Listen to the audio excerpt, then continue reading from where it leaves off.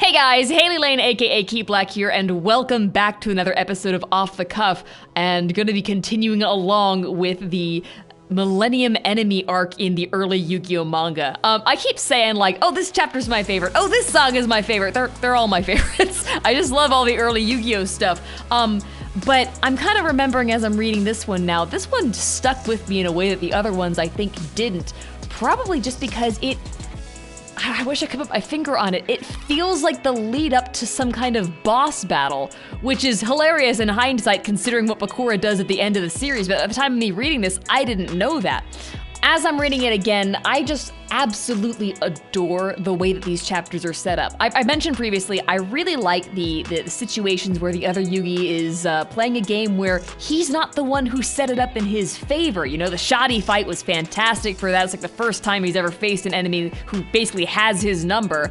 Kaiba's kind of the same way, but in both those cases, it was pretty clear, like, okay, this guy is gonna be an enemy, you know? Like, it's very clear that this is gonna be like, okay, big shadow game, gotta defeat this guy at his own game, and then, you know, we'll save the day and win. And like, you know, Kaiba did a little bit of the pretense stuff where he was trying to pretend to be Yugi and Jinochi's friend before going in, but he kind of dropped the facade really early on as soon as he entered the Death T zone, and it's like, okay, all right, that was just enough to lure you guys in here. Now the game starts. Bakura, Bakura is the likes of which has not appeared in the Yu-Gi-Oh manga so far because he's playing the long game. He's playing it very carefully. He's making sure that they think he's their friend. And there's these beautiful moments where Yugi's kind of picking up on the fact that Bakura is not acting like he did yesterday, but he keeps brushing it aside, and I love it. It's like, yes, of course Yugi would be the one to notice that because Yugi, that's you. Oh, it's so good. And this kind of is woven into the way that these chapters are told. I'm kind of glossing over a bunch of stuff here, but basically the next two chapters are Bakura starts the game with the four of them. They set up their players in kind of this tabletop RPG setup. Bakura reveals just how much of a nerd he is, even the evil Bakura, because he's made custom figures for each of them that actually look like them. And it's just like, I love the level of nerdery in this. Like, I didn't appreciate it as a kid, but looking back, I'm realizing that's a lot of extra work. That's adorable and frightening. But the way that these chapters are done, I really appreciate this in hindsight. The first time I read these, I don't think I was jaded enough to realize how tired I would get of the twist villain trope, you know, where the filmmaker or the writer is like, well, our entire goal is to surprise the audience. I bet you didn't see that one coming where the villain was gonna be that guy. It's like, no. Just give me a simple premise where we know who the bad guy is. The main characters maybe don't, but like, I like seeing the tension build up from clearly seeing the threat and waiting for things to snap.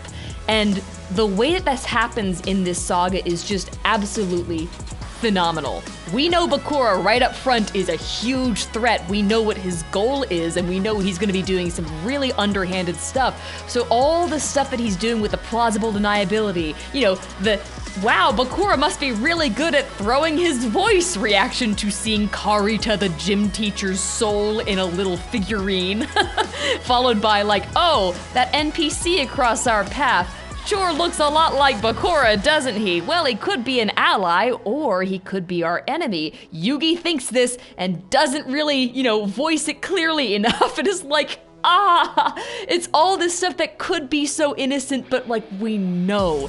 And it's just so much fun to see that tension build up right up until the very bitter end, where Bakura finally lets the pretense drop in this beautiful tonal switch.